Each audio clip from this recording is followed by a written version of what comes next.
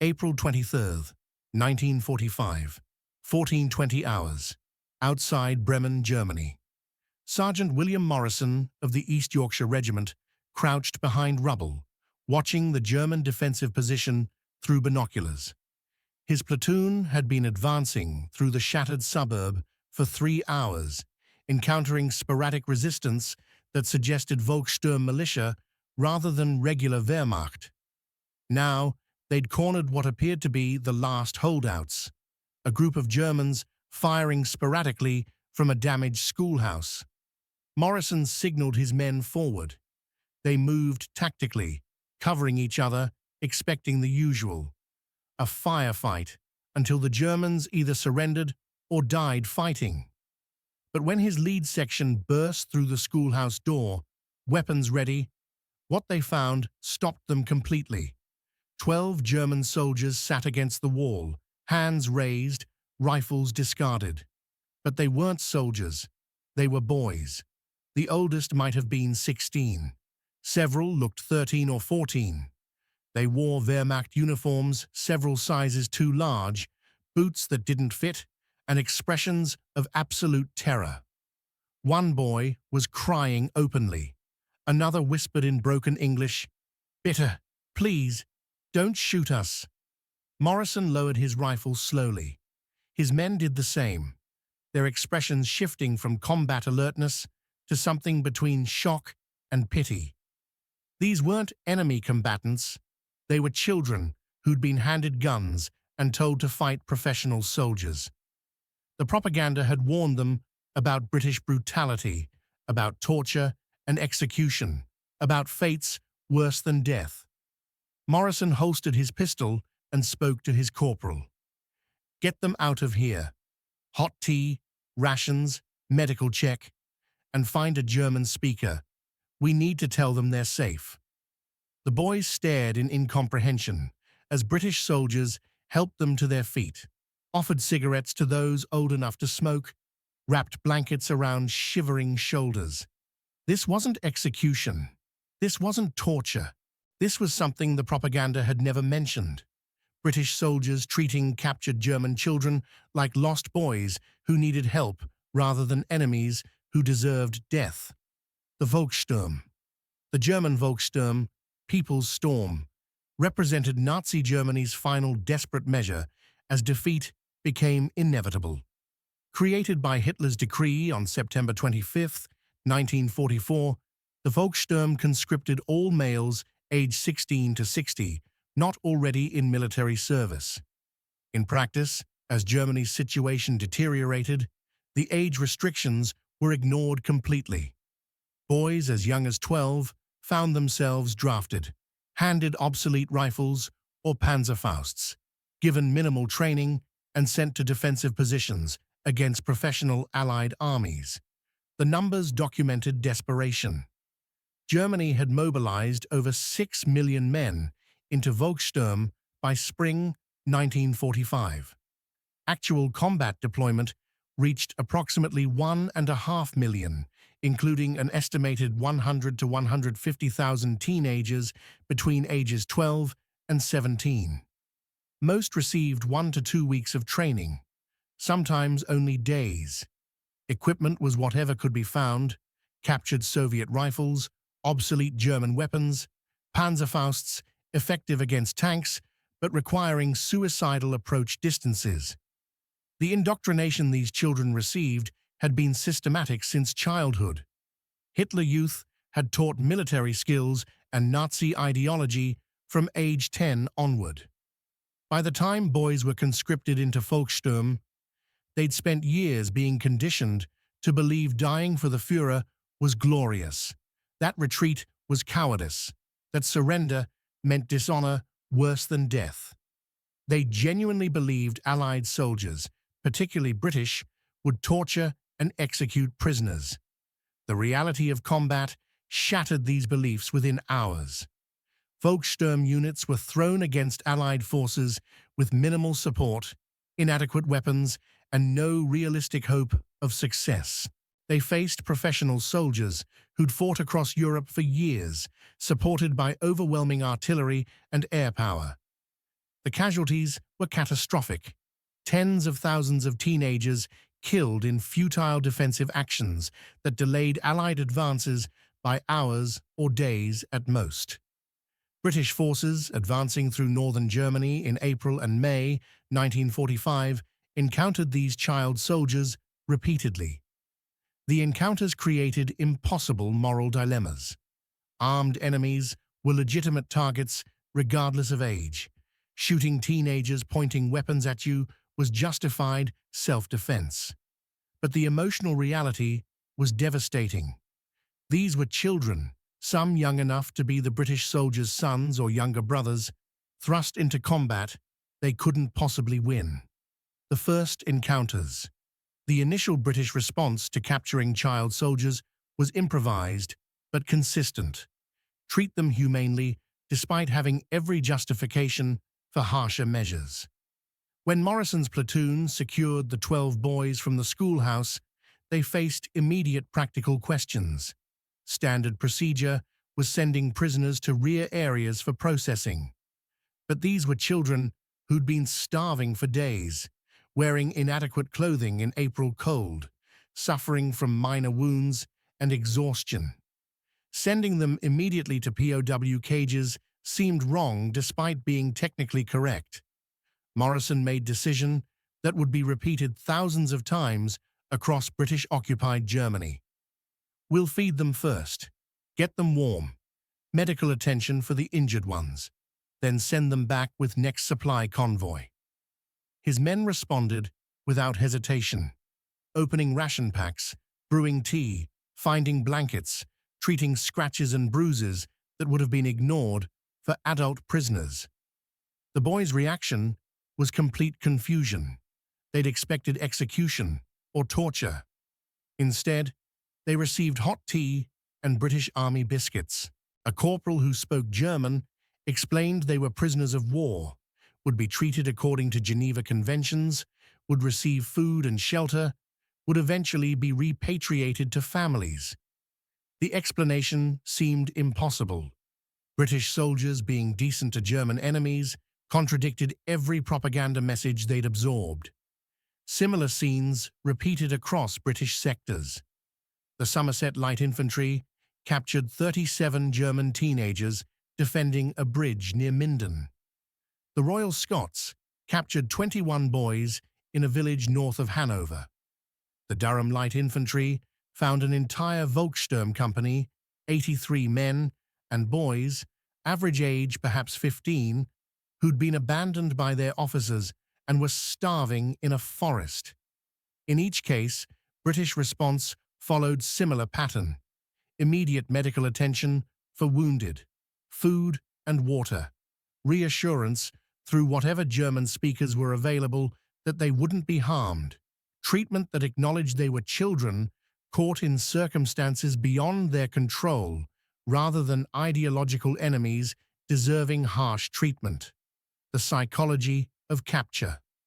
For German child soldiers, capture initiated profound psychological transformation. The propaganda had been explicit and terrifying. British soldiers would torture prisoners before execution. Surrender meant fates worse than death. Castration, blinding, prolonged suffering, designed to make examples of German prisoners. Better to die fighting or use your last bullet on yourself than face what the British would do. Many child soldiers had internalized these warnings completely. When capture became inevitable, some attempted suicide, putting rifle barrels in mouths, pulling pins on grenades. British soldiers often had to physically prevent these attempts, wresting weapons away from children trying to kill themselves because they believed death was preferable to British captivity. The reality of British treatment created immediate cognitive dissonance. Boys who'd been told British were monsters found themselves receiving food, medical care, and blankets. The disconnect was so profound that some initially believed it was elaborate deception, that kindness was temporary before real torture began. Only after hours or days did they accept that British treatment was genuine policy rather than cruel deception. 15-year-old Hans Weber, captured near Celle by the Royal Norfolk Regiment, later described his mental state during first days of captivity. "I'd tried to shoot myself when we were surrounded. A British soldier knocked my rifle away and shouted at me in German, 'Don't be stupid, boy.' Then he gave me his canteen and made me drink. I couldn't process what was happening. They were supposed to torture us. Instead, this soldier, who looked like he could be my older brother, was keeping me from killing myself. Everything I'd believed about British cruelty collapsed in that moment." The psychological transformation continued during processing and initial captivity. British guards were firm, but not cruel. Orders were given clearly and enforced consistently. Violations resulted in disciplinary action, typically confinement or reduced privileges, but never physical abuse. The systematic fairness forced reconsideration of Nazi propaganda about British character. The POW camps. German child soldiers sent to British POW camps experienced treatment that further contradicted propaganda about Allied brutality. The camps held mixed populations: Wehrmacht veterans, SS prisoners, Luftwaffe personnel, and increasing numbers of Volkssturm members, including many teenagers. British camp administrators recognized that child prisoners required different handling than adults. Informal accommodations emerged: extra rations for growing boys, educational programs, separation of youngest prisoners from hardcore Nazis who might continue indoctrination.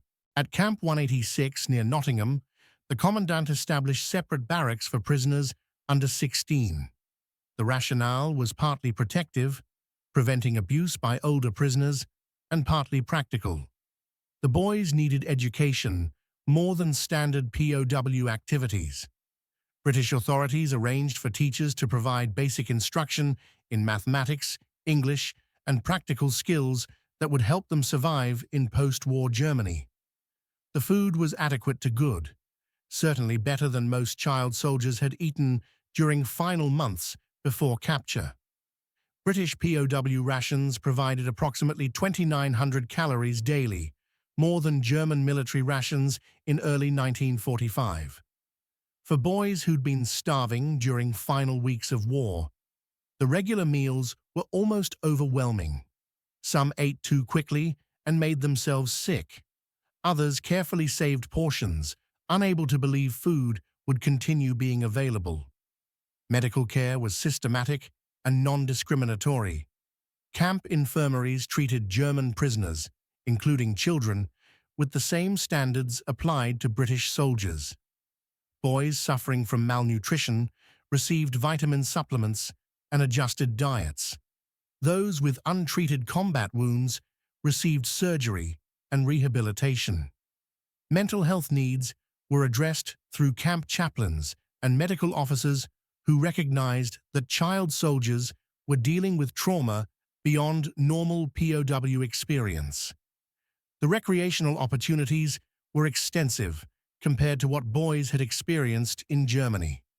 Football matches became regular events, prisoners organizing teams, playing matches that drew crowds of spectators.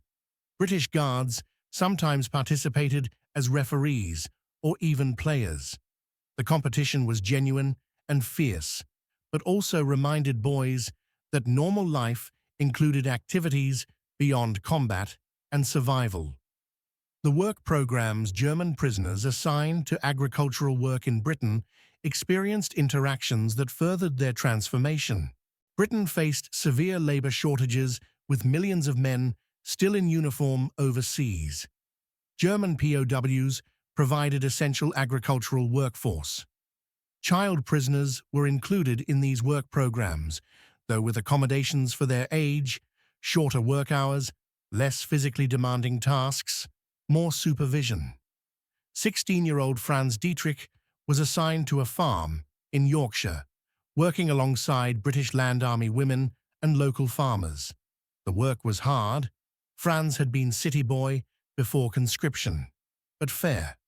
The farmer, Robert Harrison, had lost his son at Monte Cassino, but treated Franz decently, showing him how to perform tasks properly, expecting competent work, providing tea during breaks.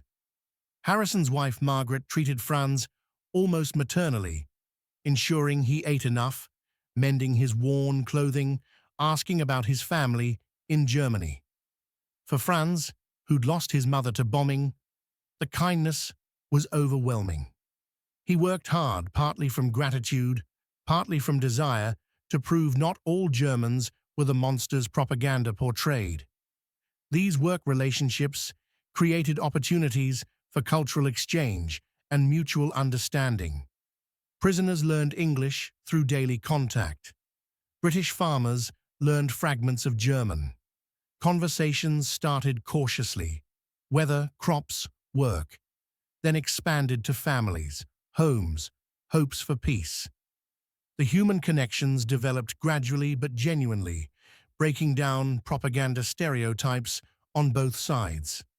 Some British civilians initially objected to employing German prisoners, particularly younger ones, but most discovered that boys who worked diligently and behaved properly earned respect regardless of nationality. The shared labor created context for interaction that transcended political enmities. Farmers and prisoners working together toward common goals, finding similarities that war had obscured. The individual connections. Beyond institutional policies, individual British soldiers formed relationships with captured child soldiers that transcended the prisoner-captor dynamic. Corporal James Stevens of the Middlesex Regiment had lost his younger brother at Caen, killed by German defensive fire during Normandy campaign. When his unit captured a group of Volkssturm, including several 13- and 14-year-olds, Stevens struggled with complicated emotions. These boys served the regime that killed his brother, but they were also clearly victims, children who'd been given weapons and thrust into war they didn't create. Stevens found himself talking to one boy, Klaus Hartmann, 14, from Hamburg, whose father had been killed on the Eastern Front and whose mother had died during bombing. Klaus was essentially orphaned, with no home to return to when repatriation occurred. Stevens began spending time with Klaus during off-duty hours, teaching him English, explaining what life in Britain was like, offering perspective that Klaus's Nazi education had never provided. The relationship was informal and probably violated regulations about fraternization with prisoners. But officers looked the other way, recognizing that Stevens was processing grief through helping a boy who'd lost as much as Stevens had. When Klaus was eventually repatriated, Stevens gave him his own warm coat and a letter of reference that might help Klaus find work in destroyed Germany. Similar connections formed across British camps. Guards would bring extra rations for favorite prisoners, typically the youngest boys, who reminded them of sons or younger brothers. Some guards brought books and magazines from home. Others taught practical skills, carpentry, mechanics, farming techniques that would help boys survive in post-war chaos. The connections often included emotional support that boys desperately needed. Many child soldiers were dealing with trauma from combat, grief from family losses, and psychological damage from years of indoctrination and violence. British soldiers who'd seen enough combat to understand trauma sometimes became informal counselors, listening to boys describe experiences they couldn't process alone. The Education Initiative British authorities recognized that child soldiers needed education as much as incarceration. Many had received minimal schooling after age 12, their education interrupted by Hitler Youth activities and eventual conscription. They lacked basic skills necessary for functioning in post-war Germany: mathematics, literacy, practical knowledge about civilian trades and professions.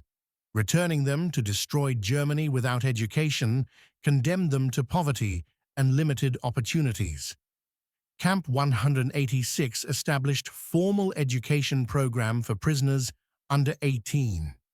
British teachers volunteered to teach English, mathematics, basic science, and practical skills.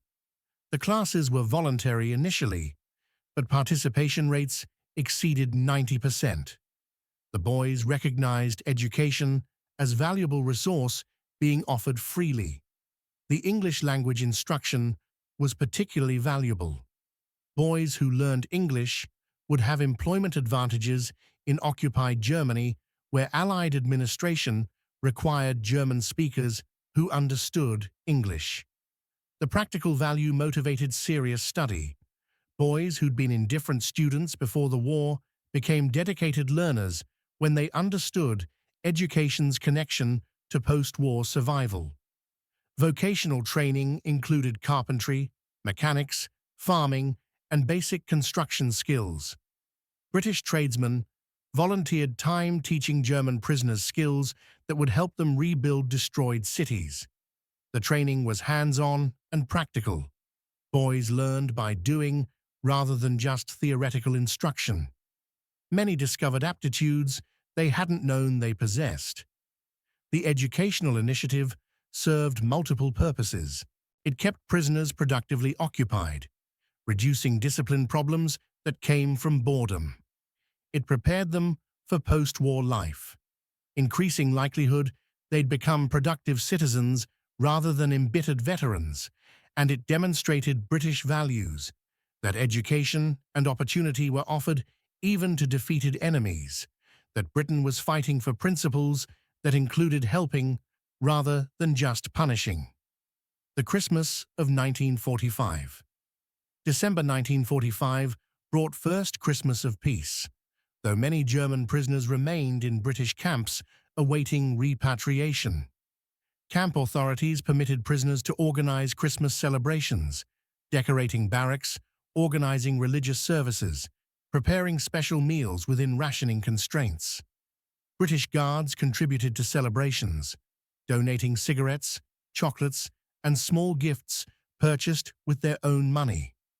At Camp 186, the youngest prisoners, boys who'd been captured between ages 13 and 16, organized Christmas service in Camp Chapel.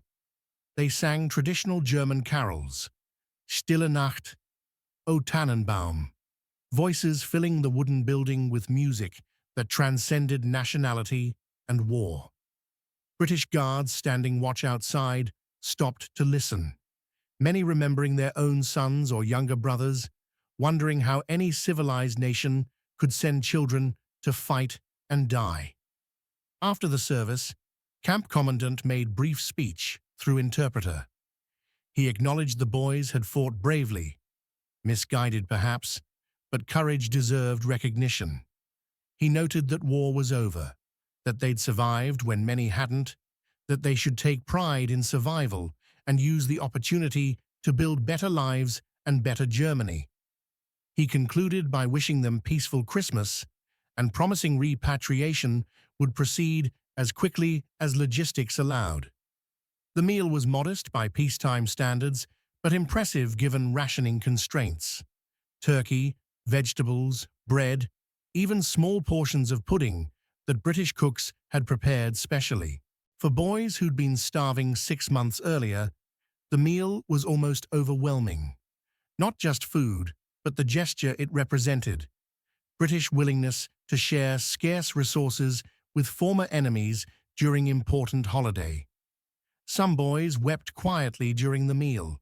Others laughed and talked with animation that had been absent during their first months of captivity. The atmosphere was simultaneously melancholy.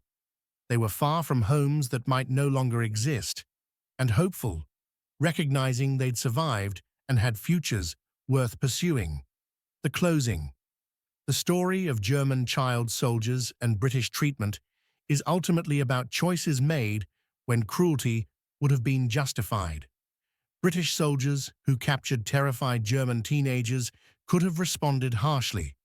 These boys had fought for Nazi regime, had shot at British forces, represented enemy that had killed British soldiers and bombed British cities. Revenge would have been understandable. Rough treatment would have been legally permissible. No one would have criticized British forces for showing less mercy. But British chose differently. They saw children who'd been armed and indoctrinated, but were still children. They prevented suicides when boys tried to kill themselves rather than face expected torture. They provided food, shelter, medical care, education. They maintained civilized standards even when dealing with defeated enemies who'd fought for explicitly barbaric regime. That choice had consequences that extended far beyond the immediate humanitarian benefit. The boys who received mercy carried those memories throughout their lives. They taught their children and grandchildren that British forces had chosen humanity over hatred. They became advocates for democracy and reconciliation. They helped build post-war Germany into stable partner rather than embittered enemy nursing grievances. The field where British soldiers found 12 terrified boys expecting execution became symbol of something essential about how wars should end.